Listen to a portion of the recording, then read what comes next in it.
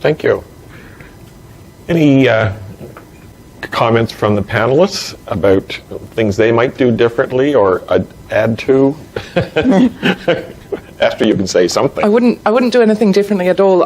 Something that just struck me was that when I meet people, a lot of people who, I've been trained as an occupational therapist, I know about goal setting, and I have this whole, years of education and practice of knowing about goal setting and what that means and how to do it. And so often we meet people, and I work in an acute hospital where people might be very unwell, but they just look at me blankly when I say, well, what do you want to be able to do? And one, maybe putting it out to community members, when you first were coming into touch with rehab professionals in some sense, did you know what people meant, and how did that work?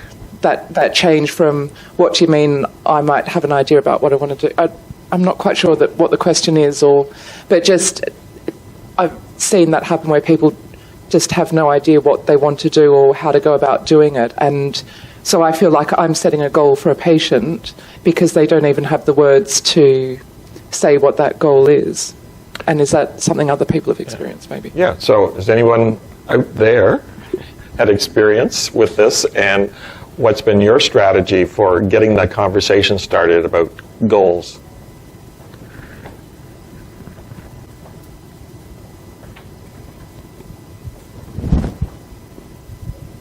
Yeah. Hello? Yeah.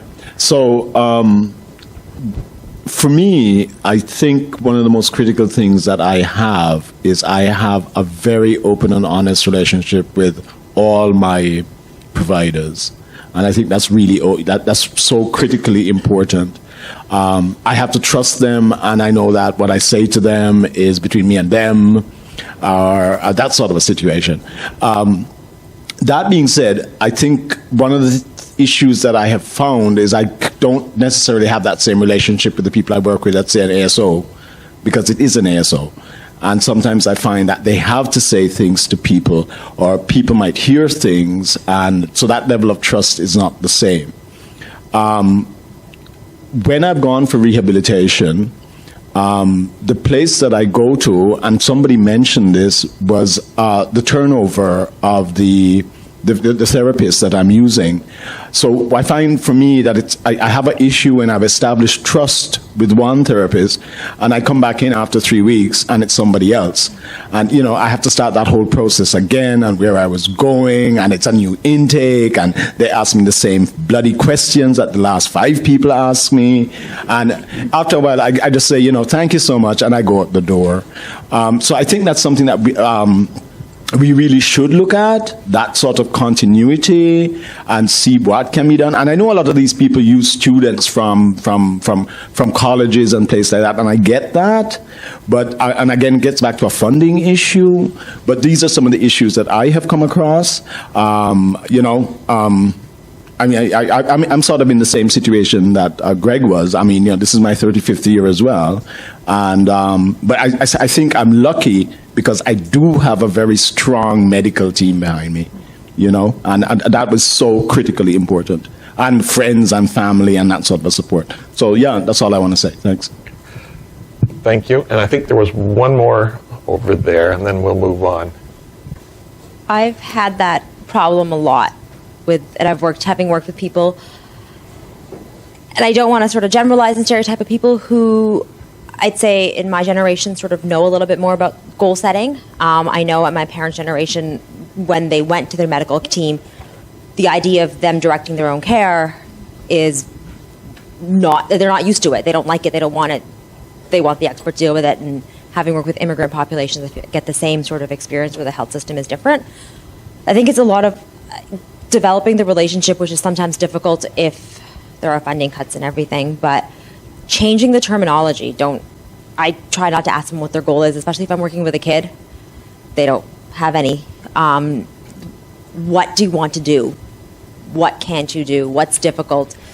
Like Caitlin was saying, sort of focusing on like the participation, the social participation, and seeing what's important to them and what areas can I sometimes help with. So it's sort of like you're really trying to pull it out, and sometimes it feels like you're making the goal, but if it comes from the root of what's important to them, that's the way I sort of make it feel better. Okay, thank you. And I guess we have one more. No, I'm sorry, you want to move on? Yeah, you can make it quick, Jeff. Yeah. Well, the response might not be quick, but I can't take responsibility. I think what strikes me most in this conversation is, and particularly the OT aspect, having just in recent months come through a completely unexpected stroke event. I found myself in a rehab hospital for a lengthy period of time where goal setting was part of my everyday routine. And I understood that. I understood that it was important to set goals. I understood what setting goals was supposed to be for. But what was missing for me, and probably for others, is the psychological and emotional readiness to understand that I needed to set a goal in the first place. I was not emotionally prepared to understand that I needed somebody to help me, retrain me, to pick up pennies and dimes from a flat surface. So while I was able to work with my OT to set that goal and to achieve it, I'm still dealing with the fact that I was not emotionally prepared for needing help to know how to do that. So I think if we're thinking about multidisciplinary care and you know, all of these things that weave themselves together, for me, at least in my experience, it was the one piece that was missing: psychological support. Thanks, Jeff, for adding that dimension to it. And I wonder if anyone from our panel would like to respond to Jeff's comment. Without putting anyone on the spot.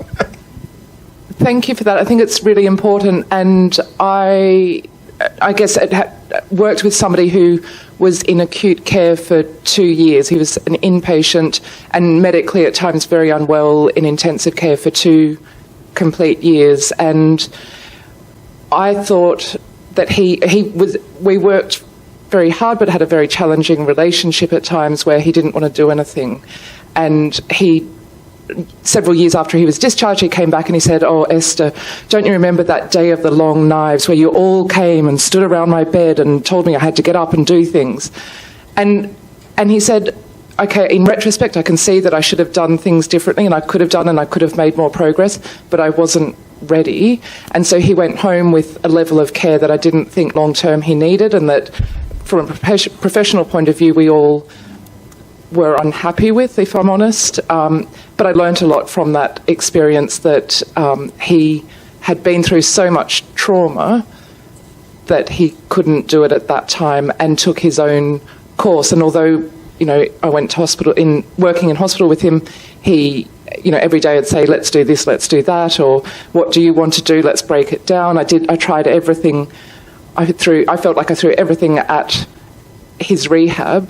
Now I've forgotten what I was going to say.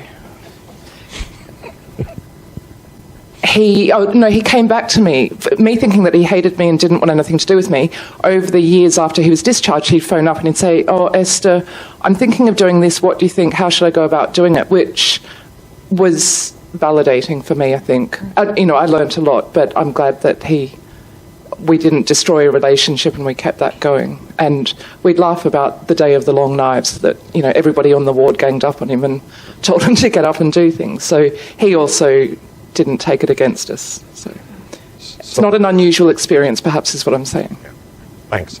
So I think we've had a great discussion around the conversation you started there, Caitlin. So thanks very much for getting us started there. And we'll move on, Patty, to our next question. And you've already heard from the fabulous Esther McDonald down there, but I will give the formal introduction. Esther is the chair, this thing keeps going in and out. Esther is the chair of the Rehabilitation and HIV Association, REVA, and an OT with a wealth of experience in HIV care. She has been an OT at Chelsea and Westminster Hospital in acute HIV care, as you've heard, providing a broad range of OT assessment and interventions to people living with HIV.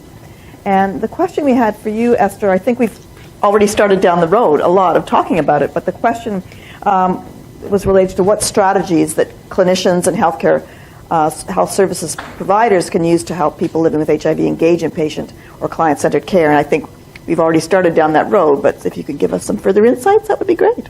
Thank you very much. And quick thank you to everyone for inviting me here. And I actually feel like we've talked about this a lot today, and everything that I'm saying has already been said, so I apologise if it's repetitive. So I split my thoughts up into three different sections, I guess. The first was what I, on a very personal level, do as an occupational therapist when I'm working with clients. And the first point I put down was empathy, and throughout today I've been thinking about it, and I actually think I probably meant curiosity, or empathy with curiosity. What is your life like, and what's your normal routine? Who are you? And one of my colleagues recently gave that feedback that she has learnt from the way I approach my patient work of going and meeting a person, and from there working towards what the dysfunction, the occupational dysfunction is. Shared decision making, it isn't always easy. I don't always get it right, and I probably think I do it better than I really do. I think I do it better, whether the other person thinks I do, quite possibly not. But it's hard, isn't it? Some of the ways I might do that would say, what do you think you need?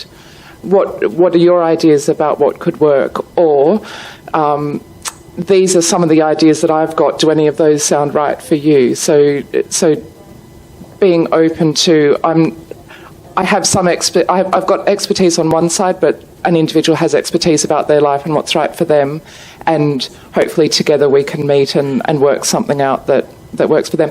And as a bit of a background, I also come with an agenda. I work in an acute hospital. Sometimes we have a lot of pressures on bed spaces, and my job is to hurry up with the discharge, and so that doesn't always compute well with an individual who's feeling unwell, doesn't feel quite ready, has expectations that differ from health service provision. Hadn't finished talking there. Health coaching.